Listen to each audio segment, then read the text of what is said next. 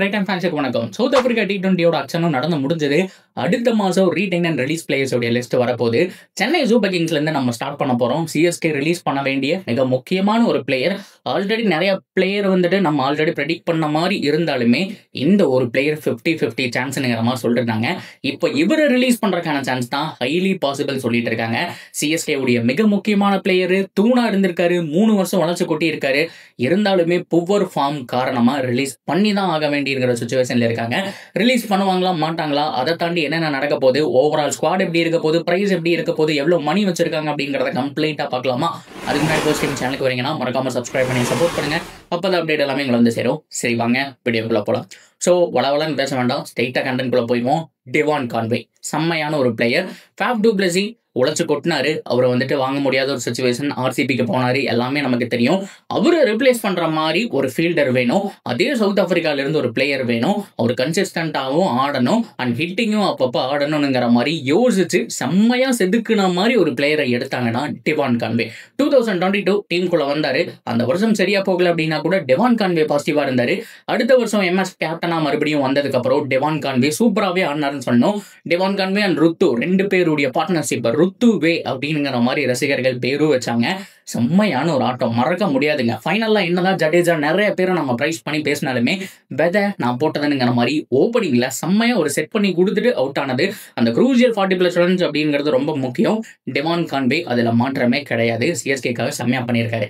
As a ஃபீல்டரா gun fielder இந்த லைனப்லேயே Ravindra Jadeja number 1 best fielder அப்படின்னா நம்பர் 2 டெவான் கான்வே அப்படிங்கிற அளவுக்கு கண்டிப்பா அவருடைய கேட்ச் எஃபிஷியன்சி நல்லாவே இருந்தது. ஸோ அந்த அளவுக்கு சூப்பராகவே பண்ணியிருந்தாரு. ஃபீல்டிங் அவருடைய இன்வால்வ்மெண்ட் எல்லா பக்கமே இருந்தது நம்மளால பார்க்க முடிஞ்சது. சிஎஸ்கேக்கு கம்ப்ளீட்டா ஒரு 2 ஃபார்மேட்டுமே நல்லா ஆடி கொடுக்கணும். 2 லைன் ஆப்ஸையுமே சூப்பரா பண்ணி கொடுக்கணும் அப்படிங்கிற பட்சத்துல கண்டிப்பா சூப்பரான ஒரு பிளேயரா டெவான் கான்வே இருந்தாரு. ஆக்சுவலா இவர் ஒரு 3D பிளேயர்னு கூட வச்சுக்கலாம். விக்கெட் கீப்பிங் தோனி இல்லை அப்படின்னா ஸ்ட்ரெயிட்டாவே இவர் தான் பண்ணியிருக்க வேண்டிய ஒரு சுச்சுவேஷனும் வந்திருக்கும். அந்த அளவுக்கு எல்லாமே இருந்தப்பவும் லாஸ்ட் சீசன் செம்மையா போகல. நாட் ஒன்லி சிஎஸ்கே, அவர் ஆன ஜேஎஸ்கே ஆகட்டும், மொத்த டோர்னமெண்ட் ஆகட்டும், நியூசிலாண்டுக்கு ஆகட்டும், எல்லாமே சொதப்பிட்டாரு. அவருக்கு அந்த ஃபார்ம் எங்க தான் போச்சுங்கிறது தெரியல. கன்சிஸ்டன்சி மிஸ் ஆச்சு. எல்லா ஃபார்மேட்லயுமே சொதப்பினார் நம்மளால பார்க்க முடிஞ்சது. லாஸ்ட் இயர் ஒரு 6 மேட்ச் 7 மேட்ச் வரவே இல்லை. அதுக்கப்புறம் டெவான் கான்வேன்னு சொல்லிட்டு அவர் உள்ள கொண்டு வந்தாங்க. ஃபர்ஸ்ட் மேட்ச் சீக்கிரம் அவுட் ஆனாரு. அடுத்த மேட்ச் 50-60 சம்திங் என்ன அவுட் ஆனாரு. ரிட்டையர்ட் அவுட் ஆயிட்டு வெளியில போனார். நம்மளால பார்க்க முடிஞ்சது. எல்லாமே ஸ்லோ ஸ்டார்ட்டுங்க. ஸோ பெருசா அவருடைய ஃபுல் பொட்டன்சியல் நம்மளால பார்க்கவே முடியல. இப்போ வரைக்குமே அவர் மேல கேள்விக்குறிகள் இருந்துகிட்டு தான் இருந்துட்டு இருக்கு. ஸோ சிஎஸ்கே ரவிச்சந்திரன் அஸ்வினை ரிலீஸ் பண்ணுவாங்கன்னு சொல்றதுக்கு முன்னாடி அவரே அனௌன்ஸ் பண்ணிட்டாரு. அதனால 9 கோடி பக்கம் சொலையா அவங்களுக்கு பேக்கப் இருக்க போகுது.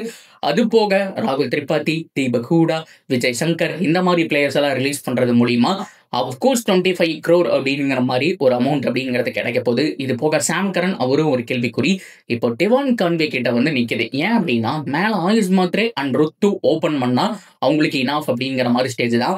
1 டவுன்ல மட்டும் ஒரு ஹிட்டரை பார்க்கணும். நம்பர் 4 பொறுத்த வரைக்கும் நீங்க உருவில் பட்டேல் ஆடலாம். நம்பர் 5 டெவால் பிரேவிஸ் ஆடலாம்.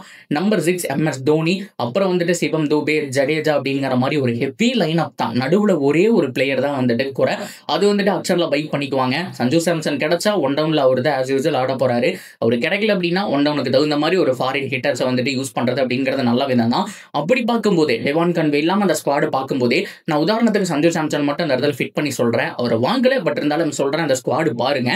மேல ருத்ராஜ் கேக்வாட் அண்ட் ஆயுஷ் மாத்ரே 2 பேர் ஓபன் பண்றாங்க. 1 டவுன்ல சஞ்சு சாம்சன் அப்படிங்கிற மாதிரி வச்சுக்குவோம். நம்பர் 4ல உருவில் Patel, number 5 Dewald Brevis, number 6 Dube, number 7 Dhoni, number 8 Jadeja அப்படிங்கிற மாதிரி இருக்கும். ஸோ அதுக்கப்புறம் அன்சுல் கம்போஜ், அதுக்கப்புறம் ரொம்ப 9ல அன்சுல் கம்போஜ் ஆடலாம். நம்பர் 10ல கலீல் அகமது ஆடலாம். ஸோ 11 பொறுத்த வரைக்கும் நீங்க மத்திய சபத்திரான வச்சுக்கலாம். ஸோ அதுக்கப்புறம் இம்பாக்ட் பிளேயர்லாம் ஒரு 100 அகமதை கொண்டு வரலாம். இப்போதைக்கு ஸ்குவாட் அப்படிங்கிறது பக்காவா இருக்கு. டெவான் கான்வே இருக்கிறதுனால டீமுக்கு பிளஸ் பாயிண்ட் தான். Right and left hand combination அப்படிங்கிறது மெயின் ஆகும். பட் ருத்துவை ஓப்பன் பண்றதுதான் நல்ல விதம். அவர் 1 டவுன்ல கலக்கிற மாதிரியான ஒரு ஆள் கிடையாது. ஸோ ஸ்ட்ரெயிட்டாவே ஆப்ஷன்ல பார்க்கக்கூடிய ஒரு ஆள் தான் ஆடுவார். அப்படிங்கிறதுனால கான்வேக்கு என்ன பொறுத்த வரைக்கும் இடம் இல்லை அப்படிங்கிறத சொல்லிதான் ஆகணும். ஸோ அதை கன்ஃபார்ம் பண்ற விதமா சிஎஸ்கே உடைய செகண்ட் மேனேஜ்மெண்ட் அப்படின்னு சொல்லலாம் ஜேஎஸ்கே. அவங்க அக்ஷர்ல என்ன பண்ணியிருக்காங்க அப்படின்னா ஃபிளமிங் தான் இருந்தாரு. அவங்க தர்பன் சூப்பர் ஜெயின்ஸ் பார்த்தோம் அப்படின்னா கான்வேக்கு ட்ரை பண்ண மாதிரி இருந்தது. அண்ட் தர்பன் சூப்பர் ஜெயின்ஸ் வாங்கிட்டாங்க. ஸோ அங்கே கூட அவரை பிக் பண்ணணும் அப்படிங்கிறதுக்கு முழு நோக்கா போகல, கிடைச்சா வச்சுக்கலாம் அப்படிங்கிற மாதிரி சுச்சுவேஷன் தான். ஸோ அந்த அளவுக்கு முன்னே இருந்த கன்சிஸ்டன்ட் கான்வே மிஸ் ஆகிறாருங்கிற விஷயம் அவங்களுக்கு கிளியர் கட்டாக தெரிஞ்சிருக்கு. இதே ஃப்ளமிங் தான் அங்கேயே இருக்காரு. ஸோ கான்வேவை அவங்க பிக் பண்ணல, முழுக்க ஒரு யங் லைனப்பை வந்துட்டு பில்ட் பண்ணி வச்சிருக்காங்க. ஸோ இந்த தடவையும் சிஎஸ்கேலையும் அதுதான் நடக்க போதானுங்கிறது கேள்வி. ஸோ இன்னும் கான்வே, சாம் கரன் இவங்களெல்லாம் ரிலீஸ் பண்ணால் கொஞ்சம் பட்ஜெட் கிடைக்கும். ஸோ அது மூலியமா வந்துட்டு நம்ம காசை வச்சுட்டு ஒரு நல்ல பிளேயர்ஸ் வந்துட்டு ஆப்ஷனில் வாங்கலாம். Already squad Urvil Patel, Dewald Brevis எல்லாருமே யங்ஸ்டர். ஆயுஷ் மாத்ரேடிங் எடுத்து பார்த்தீங்க அப்படின்னா நல்ல யங்ஸ்டர்ஸ். அது போக மேலே ருத்ராஜ், கீழே வந்துட்டு சிவம் தூபே, ஜடேஜா இவங்களுடைய கைடன்ஸ் எல்லாம் இருக்கிறதுனால யங்ஸ்டர்ஸ் பிளஸ் ரொம்ப எக்ஸ்பீரியன்ஸ் பிளேயர்ஸோடைய அந்த ஒரு டீம் அப்படிங்கிறது வந்துட்டு செட் ஆகி போச்சு. ஸோ இப்போதைக்கு பார்க்க வேண்டியது 1-down% ஆட போகிறது யாரு, அது போக ஒரு ஆல்ரவுண்டர் கிடைச்சா நல்லா இருக்குங்கிற விஷயம் தான். இது மட்டும் சிஎஸ்கேக்கு செட் ஆயிடுச்சு அப்படின்னா 100% பக்காவான லைனப் இருக்கும் அப்படிங்கிறத ஒரு துளி கூட மாற்றம் கிடையாது. ஸோ இப்போ பேச வேண்டிய விஷயம் அப்படிங்கிறது கான்வே மட்டும்தான்.